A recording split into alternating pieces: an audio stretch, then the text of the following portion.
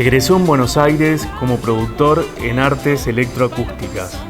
Estudió canto, composición y teatro con grandes maestros. Es músico y productor en Viento Norte y coproductor en Tierra Verde. Trabajó en producción y comunicación del Club del Disco, dedicado a la selección y distribución de músicas nuevas e independientes. Mauro Siri en Creando Encuentros. Eres capitán en mis sueños, reina en mis fantasías. Te vemos muy de seguido por Corrientes, Mauro, y no queríamos dejar de tenerte en Creando Encuentros. Bienvenido. Gracias.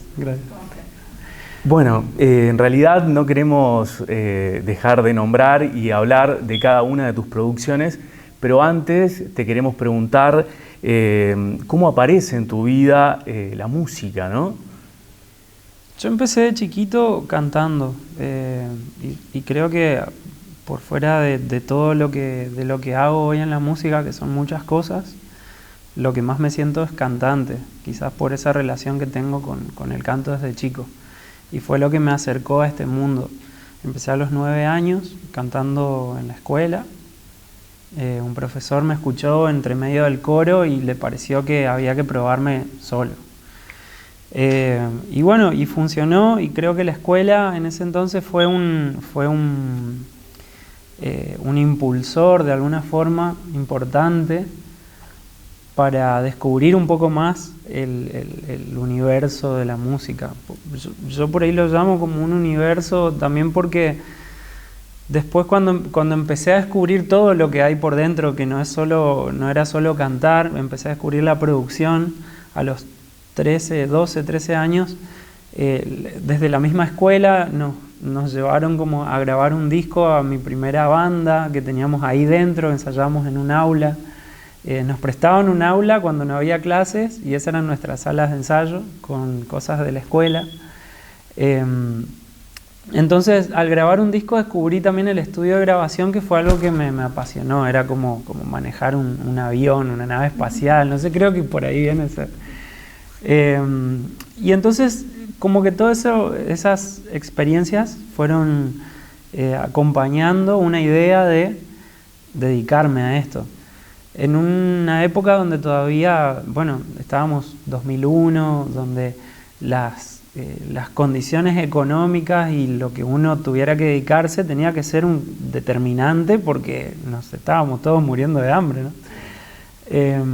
Y a pesar de todo eso, también mis viejos un poco acompañaron esta idea con lo que, así, con esta fantasía de dedicarme a la música, pero el contexto, igual me ayudaron a irme de acá a Buenos Aires y a estudiar. Entonces allá, después de unos intentos fallidos también de probar otras cosas, como estudiar Derecho y qué sé yo, paralelamente a la música, dije, bueno, este universo es muy vasto. Si a mí tanto me gusta, me voy a meter en todos los rincones a ver por dónde me siento más a gusto. Y así estudié música, propiamente dicho, estudié producción musical y después me metí en talleres de teatro para trabajar la cuestión escénica. Me metí en talleres de composición, talleres de producción discográfica, trabajé como productor discográfico, trabajé como manager. Y después en estudios de grabación. Entonces, digamos, hoy el presente, por eso hablo que también me metí en todos los rincones y estoy como de a poquito eligiendo qué de todo ese universo son los lugares donde prefiero quedarme, digamos. ¿Cuánto tiempo estuviste en Buenos Aires, Mauro? 12 años. 12 años. Sí. Claro, fuiste como saliendo de la secundaria prácticamente. Salí del colegio y me fui, yo no conocía Buenos Aires. Justo hace poco de los Alonsos me encontré con el actual sonidista de Mario y de Chingoli y Bofil, que es Camacho Cagliero, que es un sonidista que trabajó mucho tiempo con León Gieco. Por esas cosas de la vida, él estaba en pareja con una chaqueña, amiga de mis padres, y me dijo, bueno, vos querés conocer lo que es la música, bueno, venite al Luna Park y fíjate lo que es una prueba de sonido, cómo trabajamos acá. Y yo era muy chiquitito, me mandaron en un avión solo con un amigo a Buenos Aires, nos recibieron allá, me mandaron al Luna Park a conocer el backstage de eso y yo seguía maravillado con eso. Y era muy chiquito, entonces dije, sí, es esto es lo que quiero, lo que me encanta. Pero bueno, después hubo un montón de aprendizaje en el medio, ¿no? Claro, sí. Y bueno, Mauro, nombrabas como todas estas facetas, que justamente en artistas como vos, multifacéticos, debe ser difícil hasta descubrirse a uno mismo, ¿no? Pero además de la parte musical, también sos productor en artes electroacústicas, ¿es así? ¿De qué se trata esta profesión? Bueno, en el afán de dedicarme a la producción, me metí en esta carrera en el Instituto Ort, que es un instituto meramente tecnológico y de carreras técnicas, que en ese entonces tenía esta carrera que era como la más volada de todo lo técnico que tienen ahí, como robótica, programación, etcétera. Esto es, la composición electroacústica es un estilo de música, de la vertiente de la música académica, podríamos decirle todo entre comillas, la más moderna de lo que sería la música académica, que trabaja con sonidos electrónicos, se basa más en la forma y en la forma de la composición, la forma compositiva y al mismo tiempo el proceso en sí. Hay un trabajo del procesamiento del audio muy complejo, que si uno lo escucha parecen ruidos aburridos. Creo que lo disfruta mucho el compositor y la gente muy específica, pero en el que lo hace, en mi caso me ayudó a descubrir herramientas muy complejas para la composición de algo más comercial. Trabajar máquinas en un estudio con, no sé, compresores, sintetizadores, bueno, desde ya consolas. Me metió en un mundo muy técnico, en un estilo muy técnico de música, para aprender a usar las herramientas, básicamente. Y bueno, y de ahí salí con la cabeza así medio del cerebro torcido, pero con mucha información que no la tenía. ¿La cumbia todavía ahí no estaba en tu vida? Estaba como parte de mi cultura, Ajá. lo que siempre decimos, o sea, creo que el chamamé y la cumbia son dos estilos que nos definen acá regionalmente. Y era parte de mis juntadas con amigos, de las guitarreadas o de, qué sé yo, los encuentros familiares. Era eso, pero yo nunca participé en una formación tropical. Y Viento Norte es uno justamente de tus proyectos más reconocidos en este momento, ¿no, Mauro? Sí. Y que en este momento está teniendo mucha trascendencia. ¿Cómo surge este grupo? Bueno, creo que tiene que ver un poco esa carrera también, como salir de tanto estudio. Yo después de eso me dediqué un tiempo a la producción discográfica, trabajaba en un sello, y empecé como el primer proyecto que yo sentí propio, que fue un grupo de música infantil que se llama Tierra Verde, que compartimos con Seba Ibarra, que es un amigo, un hermano de la música, que él venía haciendo sus canciones y un día me mostró canciones que hacía para su hijo y le digo, tenemos que hacer algo con esto, no sé qué. Y un día llegó un ofrecimiento del Guido Miranda al Teatro de Resistencia, yo todavía vivía en Resistencia, en Buenos Aires, y le digo, bueno, agarremos esas canciones, pongámoslo enmarquémoslo como en un concierto didáctico y démosle forma a estas canciones. Ahí formamos Tierra Verde como una especie de dúo, era Seba y yo.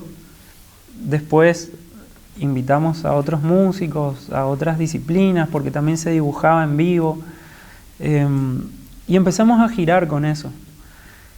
Y fue como el primer esbozo de tener un proyecto propio en el que yo me estaba dedicando a producirlo. Y en esas giras que estábamos con Tierra Verde, yo seguía trabajando en este sello de distribuidora de discos. Le digo a uno de los chicos, a Fideo, que hoy es el guitarrista de Viento Norte y que es el guitarrista de Tierra Verde, le digo, che, ¿qué onda si este verano que nos vamos de vacaciones a Resistencia, a parar un mes, 2 meses, todavía medio plan estudiante, no tan trabajadores. Tiramos el chancho por la ventana, digamos, y hacemos una banda de cumbia, pero armamos como un dream team así de cumbia, con gente que ya más o menos sepa tocar, que esté un poco metido ahí, y bueno, nosotros que éramos como los caraduras de eso. Y bueno, y fue así, ese verano nos comunicamos por grupos de WhatsApp, de Facebook todavía, y nos fuimos convocando para cuando nos encontráramos en el verano. Y el plan era tocar en mi cumpleaños, que es el 23 de diciembre, como prueba de fuego. Y después un ciclo de 4 sábados en Ana Suena Bien, que era como el bar en ese momento cultural, así que estaba recibiendo todo el tiempo propuestas nuevas. Y bueno, y nos dieron esas 4 fechas, y antes de llegar a la tercera fecha ya estaba yendo un montón de gente, nos empezaban a llamar de fiestas, de canales. No entendíamos mucho, nada. Era como, ¿qué? Pero si nosotros nos estamos divirtiendo. De hecho no teníamos nombre todavía. Era como, ¿y cómo se llaman? ¿Cómo hay que contratarlos? Y no teníamos un contacto. Surgió casi como un juego, ¿no? Claro. Uh-huh. Sí, estábamos jugando a que éramos cumbieros. Uh-huh. Porque veníamos de técnicamente y profesionalmente de otros palos. Claro. Nos sentíamos aptos porque aprendimos quizás estaba en la raíz y también, qué sé yo, por ahí en nuestra calidad de estudiantes, uno cuando estudia música, por ahí se mete de lleno en un estilo y lo se apropia de eso y lo empieza a curtir y a escuchar y yo dije, bueno, qué sé yo, estos meses era escuchar cumbia todo el tiempo, aprender el estilo, pero era mucho más de lo que esperábamos, porque se empezó a hacer largo el tiempo en el que estaba durando el proyecto. El proyecto iba a durar un mes. Uh-huh. Yeah. Terminó el mes y había un montón de compromisos como invitaciones. Y entonces dijimos, nos sentamos con Guido, con Fideo, que habíamos hablado inicialmente, y fue como, bueno, ¿qué hacemos? ¿Y vos en Buenos Aires todavía? Sí, no? Yo iba y venía, estaba como que no sabía bien, ya me estaba cansando de Buenos Aires en ese entonces. Y nos sentamos, él tenía una banda de rock muy heavy metal. Heavy metal.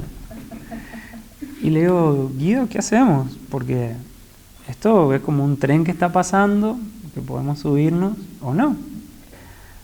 Pero se ve un tren interesante si queremos dedicarnos a esto, porque estábamos ya en un momento también de cuestionarnos si la música podía ser un medio de vida. Y entonces él me dijo, mirá, vamos hasta las últimas consecuencias. Mirá que a partir de mañana vas a ser cumbiero y no más el rockero heavy metal que sos hasta ahora.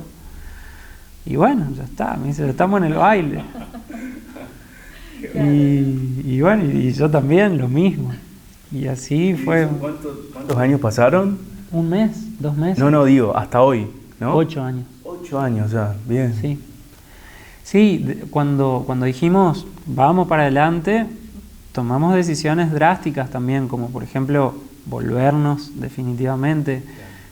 Él, por ejemplo, hizo una mudanza completa a Resistencia.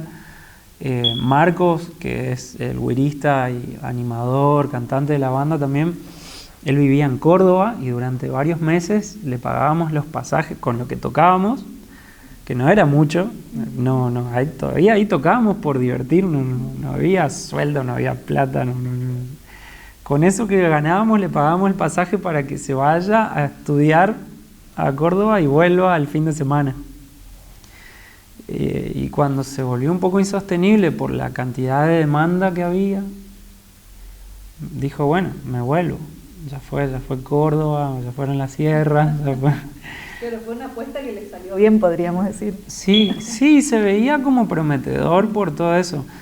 Pero no deja de ser una apuesta porque en el fondo también pasa mucho que yo creo que en mi caso fue muy consciente la decisión, en el sentido de que yo siempre pensé en la idea, fantaseé con la idea de irme de Buenos Aires y montar en mi lugar, ya sea Resistencia o la región, digo, pero montar algo que pudiera llamar la atención de Buenos Aires, pero que no esté en Buenos Aires, como sucede con todo. O sea, descentralizar. Descentralizar esa idea con toda la dificultad que eso conlleva en esta zona, digamos, con el circuito en el que nos movemos.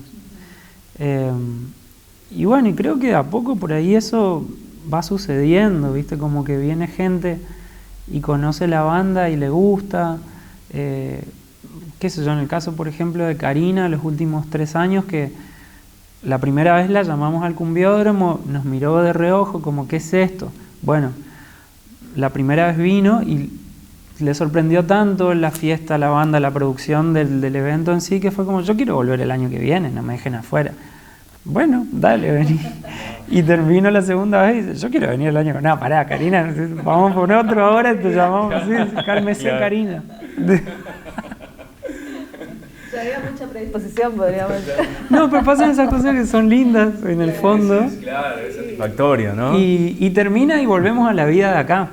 Eso, ¿viste? No sí. Tenemos esa locura de Buenos Aires, que era algo que a mí me venía quejando. Ajá. Y muchos años también que estuviste allá. 12 años. Sí, 12 años en ese ambiente, porque, viste, por ahí Buenos Aires, en el ambiente, o sea, en general, la competencia es feroz allá, sea lo que sea que hagas. Y músicos, qué sé yo, allá somos también un montón, y de repente resaltar en el medio de ese mar de gente es más difícil. Entonces yo dije, bueno, quizás pueda ser esta mi estrategia, pero mi apuesta, pero bueno, no sé si saldrá. Y bueno, no sé, por ahora pareciera como que está saliendo, no sé, algo así. Claro. Hoy nombrabas también, bueno, a otro de los músicos compositores muy reconocidos ya hoy día de Chaco, como es Seba Ibarra, que si no me equivoco vos estás en el video de Tereré, ¿no? ¿Puede ser que apareces ahí? Sí, yo con Seba, por eso digo que es un socio y un hermano de la música. Anduvo por Europa también, creo, hace poco. Acaba de volver de gira por Europa. Con Seba empezamos juntos, digamos, su proyecto solista. Él venía de un proyecto colectivo, de banda, que era Ojo Imán. Ahí yo lo conozco, en una casa de chaqueños que vivían en Buenos Aires. Un día él decide irse, volverse para acá, porque había nacido su hijo. Y se quedó sin casa, digamos, en Buenos Aires, sin sede. Entonces yo, con un amigo con el que vivíamos, le ofrecimos un sillón, un espacio, y en ese lugar empezó a escribir las canciones de su etapa solista. Bueno, proceso de por medio, interior, digamos. Pero podría decirse que en mi departamento nació Collage de Río, que es el primer disco de él, que es un discazo. Y cantando esas canciones, yo medio le grababa los demos y probábamos cosas. Yo le hacía coritos atrás, ¿viste? Porque como que me gusta cantar y era, bueno, dejo acá algo a ver si agarra. Y bueno, efectivamente grabé los coros de ese disco, y cuando él forma la banda para empezar a mostrar eso, me llama como guitarrista, que no funcioné como guitarrista porque no había bajista en la banda. Entonces al poco tiempo me dice, mirá, no funciona que seamos 2 guitarras, percusión y acordeón, no te animás a ir al bajo. Y yo no tocaba el bajo, no era bajista, pero como las canciones eran fáciles, las líneas de bajo eran muy sencillas, dije sí, me animo, y me pedí prestado un bajo y me pasé practicando tocar el bajo y cantar los coros. Y ahí fue que me volví bajista, y hoy es como un amor que no puedo dejar. Te apropiaste ya. Sí, desde entonces, o sea, con Seba me hice bajista y lo acompañé en ese disco, en el segundo disco que se llama Palimay. Ya en Palimay hay canciones que hicimos juntos, y sale un tercer disco, creo que es Infrenable Paraíso. que también ya ahí directamente éramos como una banda súper formadísima y bueno, ya tenemos canciones mucho más maduras trabajadas juntos. Después de ese disco es que durante ese disco armamos Tierra Verde, también seguimos con ese proyecto paralelo hasta el día de hoy, y cuando empecé Viento Norte abandoné el proyecto de Seba. Ah, ¿no estás más en Tierra Verde? En Tierra Verde sí, pero con Seba Ibarra solista desde el 2014 que no. Y en todo ese paralelismo, digamos, de distintos trabajos, ¿también tenés un estudio de grabación? Sí, ni. También servicios, digamos. Hago cosas de producción. Este año ya no tanto. Hasta la pandemia, hasta terminada la pandemia sí. Porque bueno, razones obvias de que un estudio, no sé, ningún estudio se pudo mantener durante ese tiempo y la inversión para tener una cosa así, una estructura así es muy alta. Entonces lo que vengo haciendo son trabajos como más publicitarios, así, composición a pedido. Después mucho trabajo de producción propia para Viento Norte o para Tierra Verde, para algunos amigos.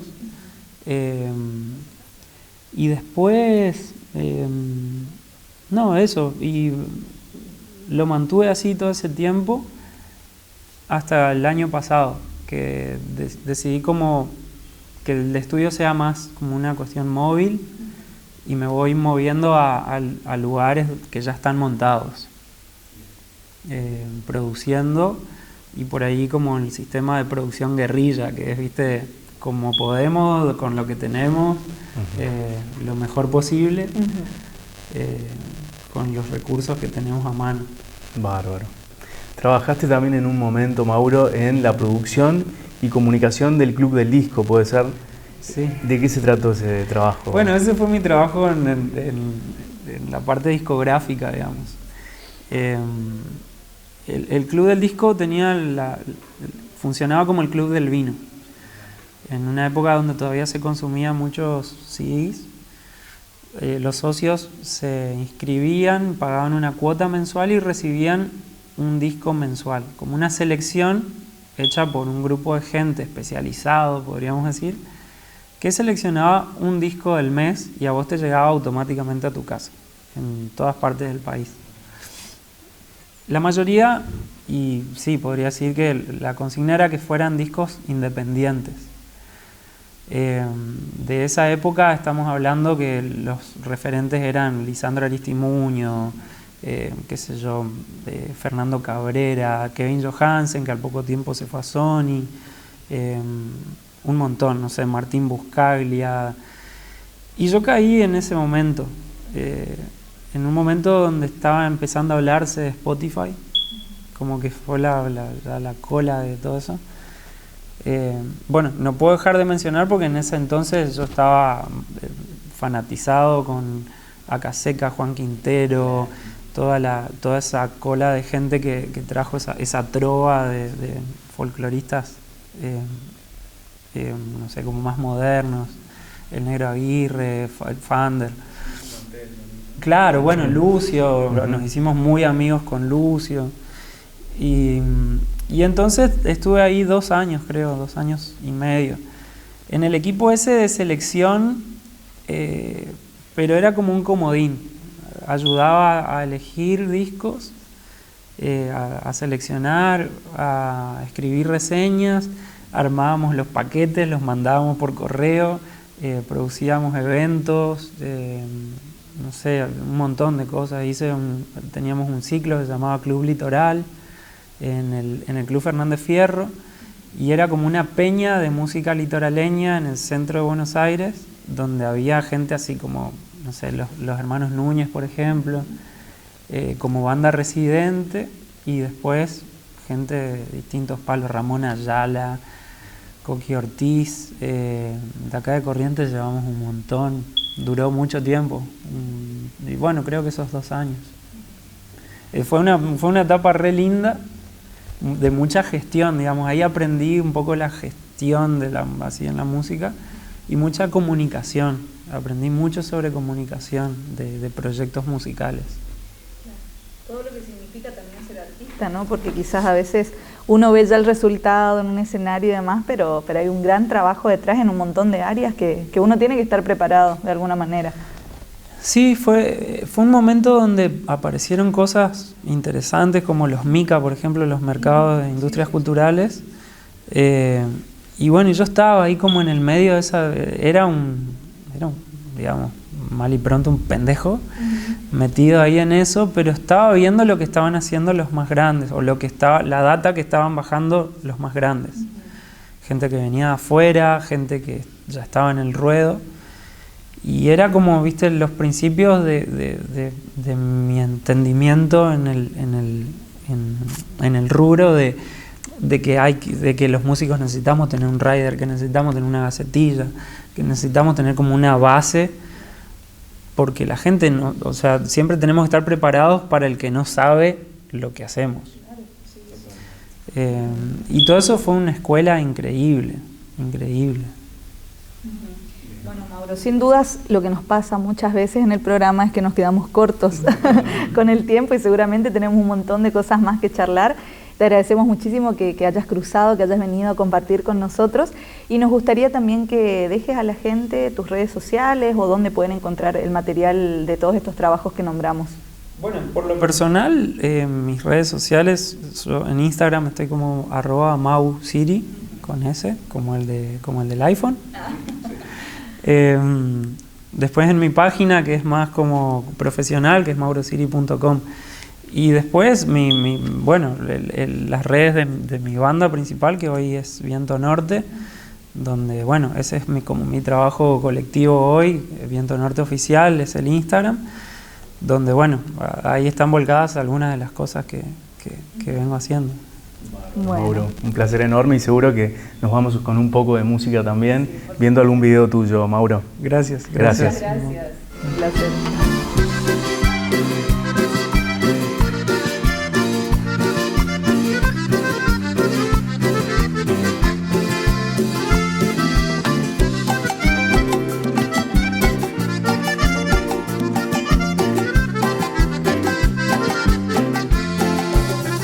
Cuadrando la siesta, Requecho se fue hacia el cielo, en su cara una sonrisa y la tristeza del pueblo. Lo han visto ya en una estrella, feliz en el más allá, abrazando a su familia, sonriéndose al contestar. Va para y corre Quecho, siempre le dije señor, la vida da mucha vuelta y en cada vuelta un amor.